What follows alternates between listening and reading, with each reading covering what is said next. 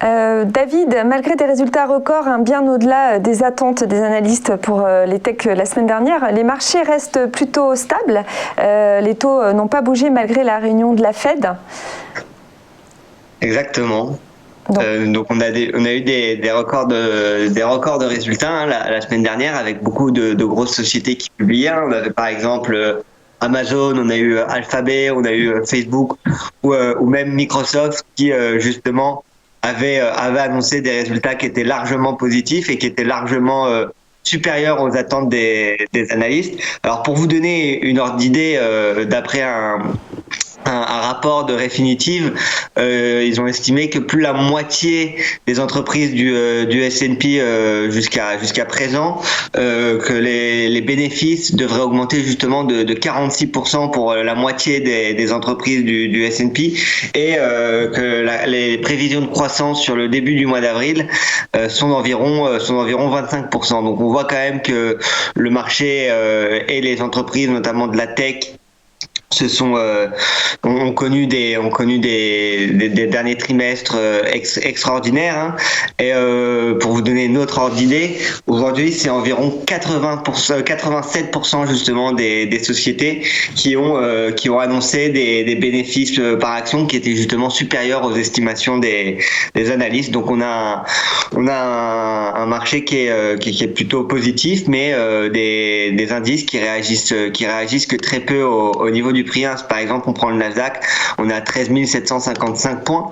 On a très peu bougé, on était aux alentours de 14 000 points. On n'a pas réussi à dépasser vraiment ces 14 000 points et on est venu corriger sur ces niveaux.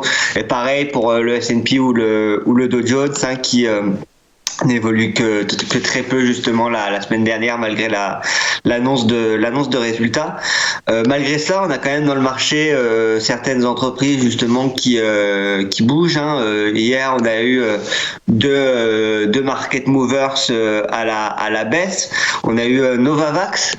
En première entreprise qui a été l'un des plus gros market movers qui perdait environ 18% hier hein, et qui descendait justement en dessous de 200 hein. Donc si on regarde le graphe, on voit qu'on était passé au-dessus de 300 pour Novavax en début février et que là on est venu corriger petit à petit. Donc hier l'entreprise qui perdait 17,65% et pourtant qui annonçait commencer les tests pour les vaccins anti-Covid, notamment chez les adolescents, et ils prévoyaient justement de livrer leurs vaccins à l'Union européenne à partir de fin 2021. Et malheureusement, le marché n'a pas bien accueilli la nouvelle.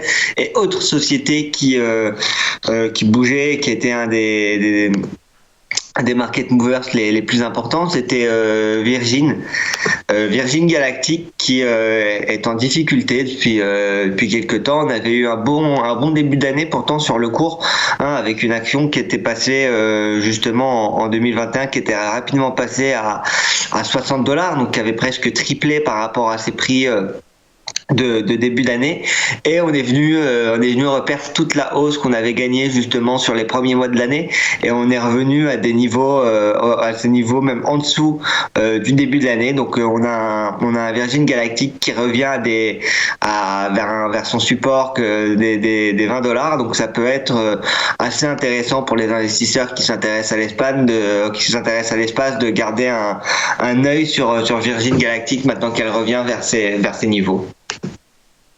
Merci David, on se retrouve tout de suite pour le Copy Portfolio.